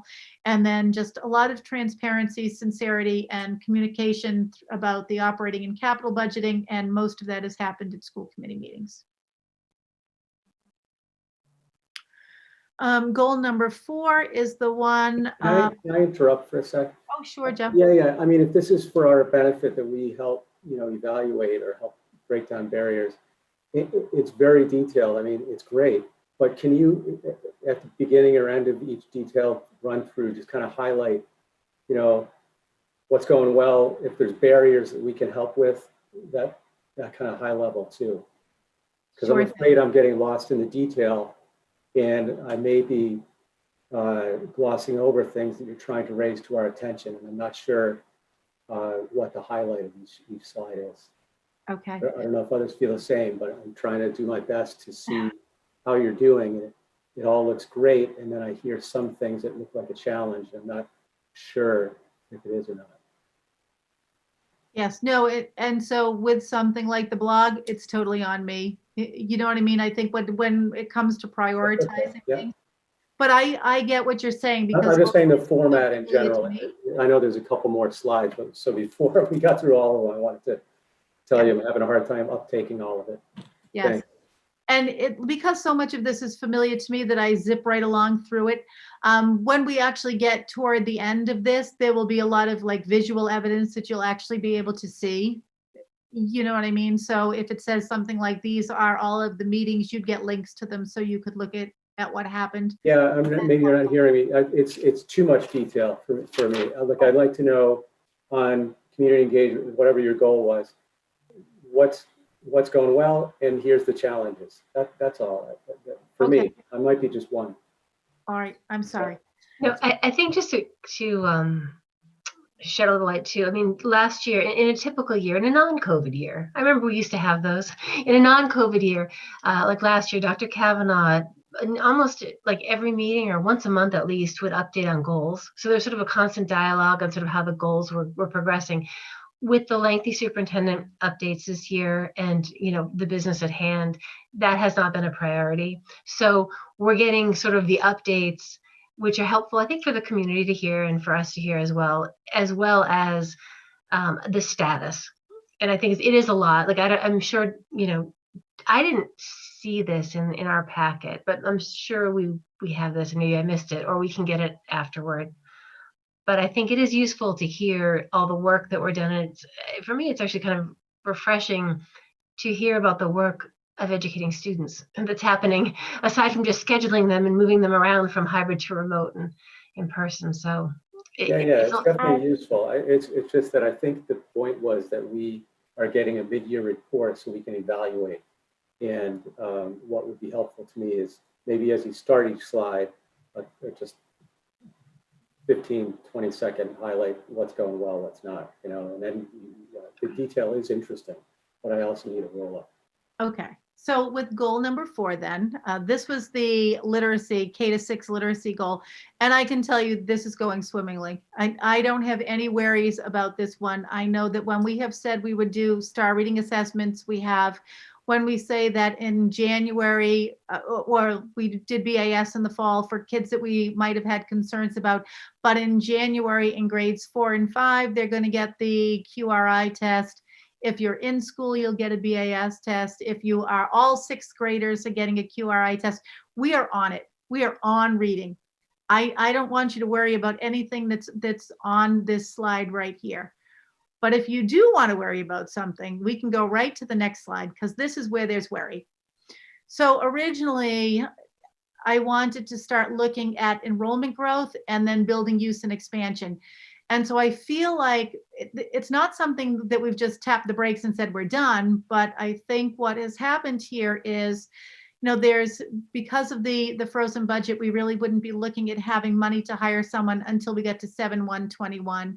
Or would we say maybe there's a use here for some HCA money? I'm not sure. The MSBA has postponed any commitments till at least April of 2021. In the meantime, we're going to be filling out another SOI with the MSBA for Elmwood, even before we heard about last year's. So, you know, at this point, I'm just going to continue to monitor enrollment growth, write another SOI for the MSBA, continue to go to all of the town's growth study committee meetings. I think I've been to all of them except for one, which was last week when I was double booked. But I think that's about the best that we can do in this situation. One question I have, just as someone who has done reviews in a private institution, normally when we hit a 6-month review period, if there is a goal that you look at and you're like, because of circumstances, I have been unable to do what was originally listed for this goal, you can usually sort of, at least where I have worked, you can sort of rearrange the points for that goal, change them to kind of better fit the current situation, and readdress the goal in a way that will allow you to succeed during at the end of the year. So I was just trying to get a feel for, with the superintendent's goals, can we do something like that? So if we're looking at a goal and we're saying, when this goal was written, this looked like it was going to be doable. However, because of the circumstances that occurred outside of anyone's real control, the goal is no longer like clearly achievable. Can there be like new benchmarks written in or anything like that for the superintendent? Yeah, it's not unusual for that to happen. You know, if you realize we've just hit this roadblock, and I do think that this goal is way too important to just say, okay, because there's a pandemic, we're not looking at it. I think what we have to do is to figure out what it can look like differently from how it is right now, you know, like I will continue to work with the MSBA to the degree possible, write another statement of interest, which is possible, you know, all of those things, monitor the enrollment growth very carefully. Okay. But the one thing you can't do is control the outcome, right? That's right. So yeah, makes sense. Yeah. It was a good point, Leah. I agree. I'd like to know if there's things that we set you on a course to do that maybe we set you on a wrong course. So please let us know that too. Yeah, I am finding those growth study committee meetings very helpful. They're great. I do think the two things that are important about this particular objective, which we can't achieve this year, but the progress on it, are getting the capital project to do this work in this year's budget, and recognizing and identifying the marathon situation, the crunch at Marathon, which wasn't as much on our radar, I think, originally, but I think has surfaced as we see in our capital budget and our planning, which are aspects of this goal that are sort of new. Yes. Yeah, Marathon really came about, I think, for us very clearly when we started looking at Lauren's budgeting. Yeah, and I agree. I'm not saying drop the goal, but I just want to make sure that there's points in here that can't be done just simply, right? And there's points that can replace them that can be done, that we clean it up to make sure that the progress is realistic progress that Dr. Kavanaugh can achieve during the year and that reflects what she has control over, right? It's an excellent point. So I don't know, Dr. Kavanaugh, if you want to bring back a revised number 5 to share with us in addition to your indicators next week, if you want to sort of rethink it, or the week after, you know, at meetings before we actually have our discussion to review it, just bring back your rewritten goal. Yes. Or edited, I should say.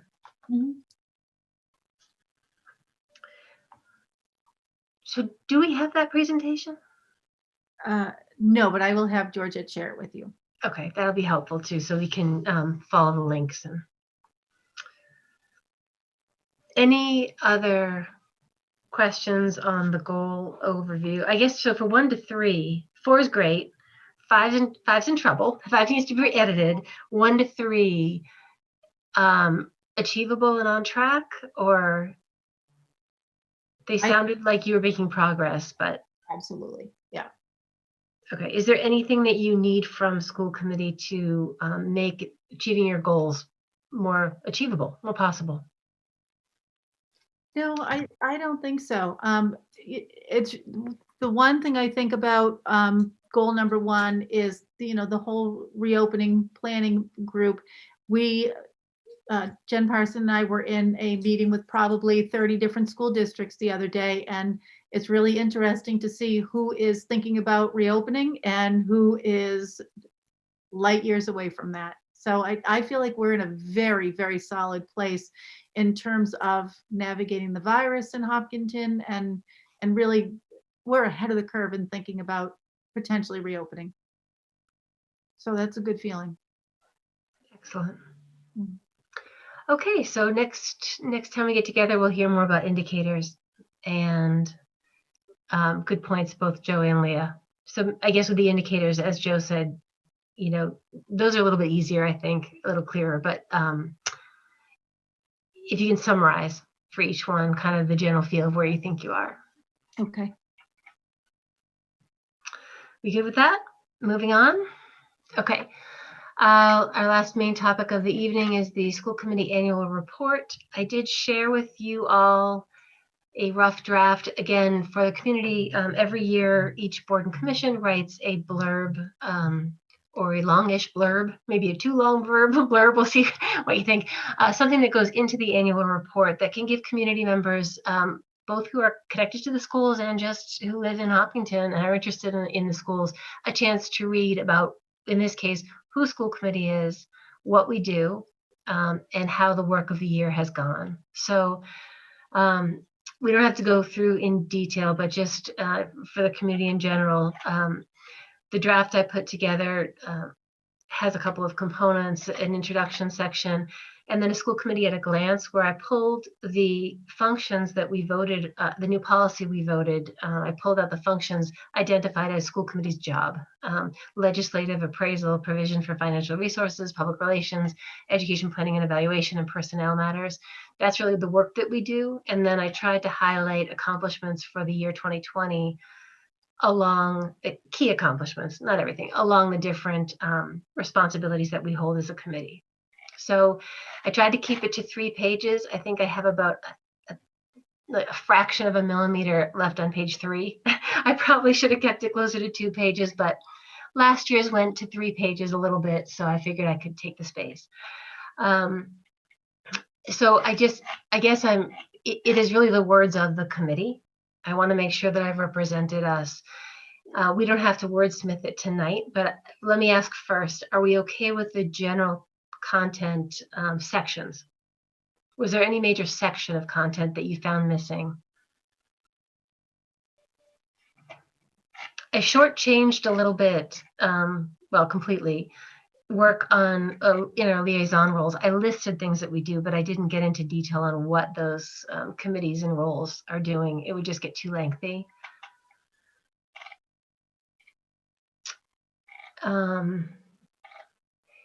How did people feel about the tone? You know, as I already told you, I think the tone is just great. It's positive. It's generous in the directions where it probably should be generous. And so I think it's just a lovely rendition, Amanda. I have no further editorial comments. High praise from Professor Meg. Thank you. I think maybe the best course of action is to ask you all to read it now that we've talked about it in public session. I mean, you can certainly give me now any feedback you want, but read it, send corrections, anything missing, definitely, and any areas where it's like just way too wordy or the tone is just not working for you, just highlight that and I can take another couple passes through. It is due at the end of the month.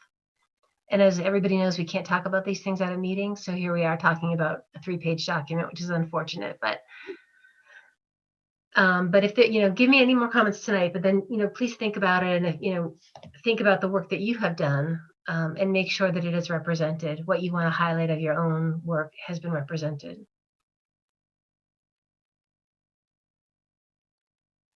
I just want to say, oh, go ahead, Leah. Go. No, you go ahead. Go. I appreciate all the way you've hit so many of the highlights and the details of the past year that have been. I think a lot of what we've done has been closely observed by the community, but I think it's nice to put it in the report and to make sure that people can look back on it and realize what an eventful year we had. So thank you. You're welcome. And I always forget too, so many of the community members who live in Hopkinton and are taxpayers and support the schools don't actually have kids in the schools. So I'm sure they look at us and think, what does school committee do every week or month? Or day. Or day. So I was going to say that, I appreciate seeing the anti-racism resolution in there. I think I've been very happy with the diversity and inclusion. I'm glad that it's in here. Glad to see the virtual education policy, which, I think the policy group's a little proud of.